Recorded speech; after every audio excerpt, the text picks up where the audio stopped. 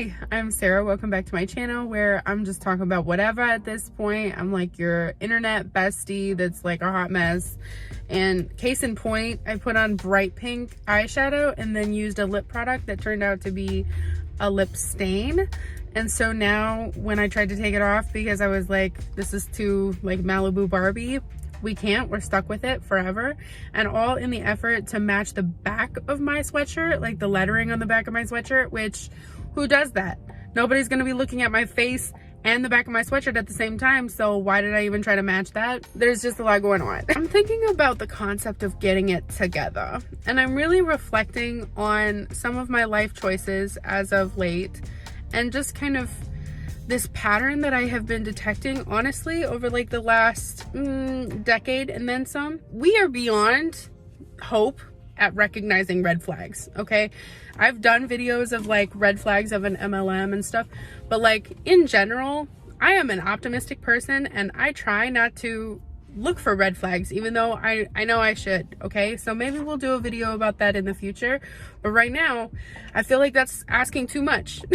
It's asking too much to be able to identify red flags. Today, I just wanted to identify what toxic situations I allow myself to be in for way longer than I should be in. So we've already missed the red flags. We've already completely ignored all of the turn back here, dead end ahead kind of signs. We've ignored all of those and now we're just like in a toxic situation. And for me, I am just realizing that I stay in toxic situations for way too long. And honestly, I don't even know if I consciously make the decision to leave toxic situations until I have nothing left. Case in point, number one, Amway. You could watch like 70 videos on my channel about my experience with Amway. It was terrible. It was 2.5 years. I wasted like $18,000 plus. My body was run down. I had no friends and my relationships with my family were suffering because of all of the toxic things that that lifestyle had me doing and had me prioritizing the business over the things that are actually important in my life. So basically, I stayed in that situation. For the first 6 months, it was like love bombing. It was definitely like everybody loved me and I was feeling the vibes. And then I sponsored someone. And then the second that I sponsored someone, then all of that love bombing stopped and their focus and love bombing was on my downline. So then for me, for the next 2 years, I was just trying to get that rapport back with my mentors, and I was just trying to make my way to the top of the pyramid and all of that. So it took me 2.5 years, 2 of those years being actually absolutely miserable. It took me so long for me to actually ask myself the questions of like, what have I actually received in this 2.5 years? What is actually the realistic return on investment that I can expect from all of the things that I'm doing for this organization? And can I do the same or better elsewhere? Can I be happier elsewhere? And until the answer was yes to those questions, and until I actually asked those questions, I was stuck. 2 years longer than I should have been in that organization. I should have detected the red flags and not gotten into that situation in the first place, but having gotten into that situation, I was only happy in that situation for the first 6 months. And then I spent another 2 years being miserable. And for what? Analyzing my life further, then I think about my romantic relationships. And I kind of went through a major hoe phase in 2022. I quit Amway in 2019, and that was when I had my miscarriage. And so for the next couple of years, I was just like, I'm off of that dating game. Like, I'm not doing that. I'm gonna focus on me. I'm gonna focus on healing. I'm gonna focus on weight loss, like all of that. So I ended up just taking a break from dating. And then by the time that I realized that I wanted to go back to school and finish my bachelor's degree, then it's like, all right, well then what's the use in dating? I'm up in Wisconsin. I'm going to be moving down to Chicago. So I may as well just like not date seriously. And then I moved down to Chicago in August of 2021. And then that's when I was like, listen, I'm going to be living in a dorm room with a bunch of like 18 and 19-year-olds and I'm 26. So let's not do that because I'm not a cougar. That's just not my lifestyle. So let me wait until I graduate, until I can actually go into the workforce fully again. And then at that point, let's reassess if I want to date anymore. So then by the time that I was actually like approaching graduation in 2022, like spring of 2022 last year, that was when I was like, oh shit, like all of this transition is about to hit and I am alone. I'm about to graduate. I don't have any place to live because I moved out of my apartment in Kenosha. I don't have any full-time job. Right now I'm just working part-time at Ulta. And so what do I have to fall back on? Once I graduate and I'm actually like moving off campus, where am I even gonna move to? And how am I going to be able to afford an apartment in Chicago? So all of these things were just like weighing on my mind. So my brilliant brain was like, let's just hoe around for a little bit and see if we can find a partner that way. That's not the most ideal or most efficient way to do it. I would not advise that course of action if you're just looking for like some companionship and whatever. So anyway, I got my life figured out on my own. I didn't need a man, and I don't think I was really relying on a man in the first place, but I just was like needing some level of companionship or something stable going into the next season of my life because I really didn't have anything. And I made that transition all on my own. I didn't actually find a stable relationship or anything. And I'm honestly thinking back on that, I'm glad that I didn't, because I feel like I proved to myself that I could do big things alone. I can make big transitions. And even though it was scary as hell, like I could still, I did it on my own. Okay. But in that process, I ended up starting to date somebody like somewhat serious. And it was like on again, off again, but then like yada yada bullshit. I don't really want to like go into the full details of what it was, but basically like we were seeing each other a couple times a week, you know, maybe once a week, whatever, but it was never like really serious dating. And that was what I was looking for. I was looking for a relationship, but he was all like, let's take it slow, which basically just means let me keep you on my roster and like let me keep visiting you, let's keep up the regularity, but let's not actually commit into anything and let's not go exclusive yet. Heartbreak and chlamydia a little bit later, then you realize that that was just like an empty promise, but whatever. Basically at that point I was giving up the idea of actually being with somebody that was gonna make me happy and build myself up, and I was just settling for companionship. And that companionship was minimal and actually kind of awful. Like the time that I spent with him was just spent fighting, and he was super like territorial and possessive. I sold myself short on that situation so much, up to the point that I actually started like, because we were not exclusive, I was talking to other people, and it was actually when I started talking to the person that I'm with now that I realized that this guy ain't shit. And I needed to get out of that situation like ASAP. Like what the hell? Like what was I doing wasting 4 months with somebody when within the first like day or two of talking to the person that I'm with now, I realized like, what have you done for me lately? Like, why was I wasting time? Why was I wasting energy when literally like there is another option right here that provides so much more companionship, so much more like equal intellect and equal emotional investment and equal commitment. And what was I doing with that guy before? I don't understand. And it just really blows my mind even to think about how long I spent in that relationship. It wasn't even a relationship. We weren't even officially exclusive together. We were just dicking around basically, like what the. And this last like toxic situation, honestly, I am still really working out, and I kind of I'm making a lot more health related videos, but honestly, like the more I talk about it, the more I'm realizing like every time I say that I've been dieting since I was 9, it like clicks this thing in my mind that's like, why are you still dieting then? If it's not working out for you, like what, it's not, I'm not going all the way on to the opposite end of the spectrum where it's like losing weight is pointless. I'm not saying that. I definitely am like pro health, pro healthy weight, and like weight on your frame should not be a burden to your joints, and it should just be, you know, like you should be able to move freely throughout the world and like be comfortable in your skin. But at the same time, I'm just realizing that all of this time that I've been thinking about weight loss, I don't think I've actually really asked myself since I was 9 what I really wanted for myself and for my body. And this is something that, like, I can't even get into this rant during this video because honestly my phone is about to die, hence the hot mess best friend. I can't even really get into the details and the extent at which weight loss and that obsession being on my mind 24/7 for the past 14 years or however long. Not even 14. Why am I thinking 14? No, girl, you're 27. What? 18. Why am I?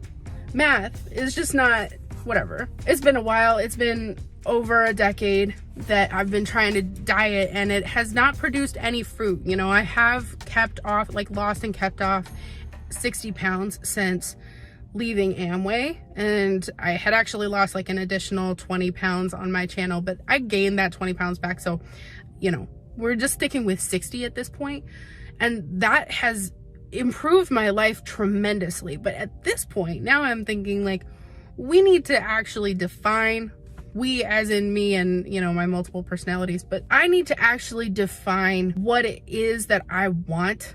And I've made videos about this, I've talked extensively about this, and yet still in my mind, this whole concept of losing weight and hitting a number and fitting into this dress size as opposed to this dress size, for some reason that's gonna make me happier. And you know what? I'm not happy with that. And what has that produced for me? Just like those other situations, just like staying in Amway for 2.5 years or staying with douchebag over there for however many months. It's like, what is that producing in your life? And what are you giving up in order to maintain this expectation or this goal or this aspiration that is actually just taking more from you than adding to you? I think there are some very key lies that I have believed for the longest time that I would like to just kind of put a name to so that I can start working out. Number one, I think a huge lie that I have believed is that quitting is always bad, or that if I were to quit once, then suddenly I'm defined as a quitter. I can trace this all the way back to when I used to play guitar and I was taking guitar lessons and I wanted to quit so bad, but then I was labeled a quitter in my family because I quit playing guitar. And ever since then, I think that anytime that I have wanted to quit something, I have stayed in longer and put myself through so much more hell just so that I wouldn't be labeled or would not label myself as a quitter. That was even with like the school that I chose to go to for my bachelor's degree. That school ain't shit, but I stayed there for the full 4 years. I mean, I wanted to drop that school after the first semester, but I chose to like stay there because I believed that was where I was called, and I didn't want to give up and I didn't want to quit. And turns out now I have this shitty ass degree from this shitty ass school, and I'm blessed to have received an education in the first place. But if it were not for my like dogged commitment to not quit something that was not actually benefiting me, I would have switched schools. I just would have.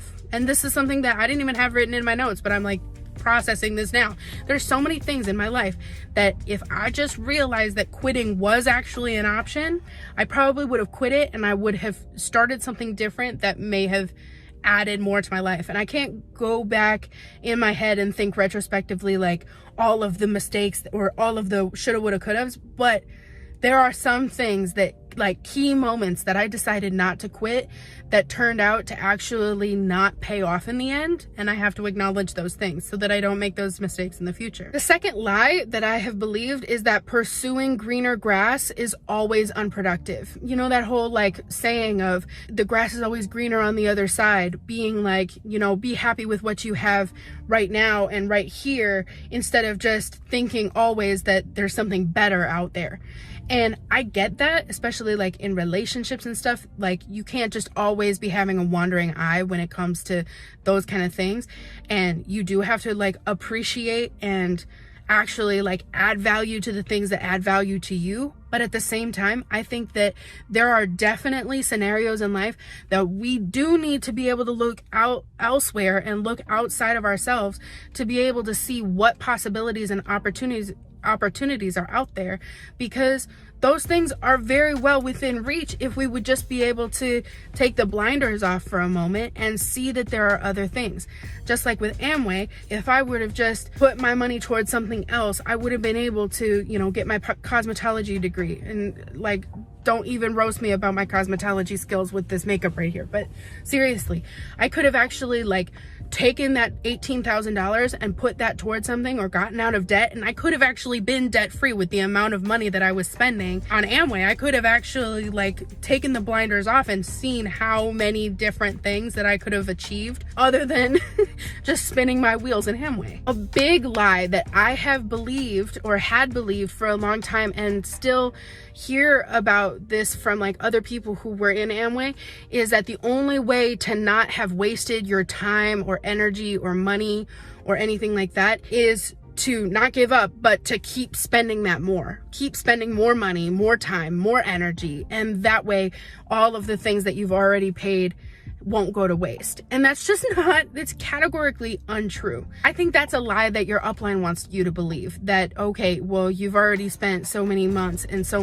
much time, and you've already spent you've already wasted so many opportunities with your family or whatever, and all of that will go to waste if you just give up on the goal now, because you're not actually going to go diamond. And so what was that for then? And I get that, and that's heartbreaking to realize that you've been spinning your wheels, but the answer is not just to keep spinning your wheels. The answer is to figure out what is it that you're doing wrong, or what is it that is not serving you, and then stop putting resources to the things that are not serving you. The biggest thing in this video that I would like to state for myself and potentially for others' benefit is that I refuse to continue to give more time, more energy, more of my resources to things that no longer serve me. That doesn't necessarily mean that they never did serve me. Like, my weight loss goals have served me in the past, but there are certain things that I need to acknowledge this isn't serving me anymore,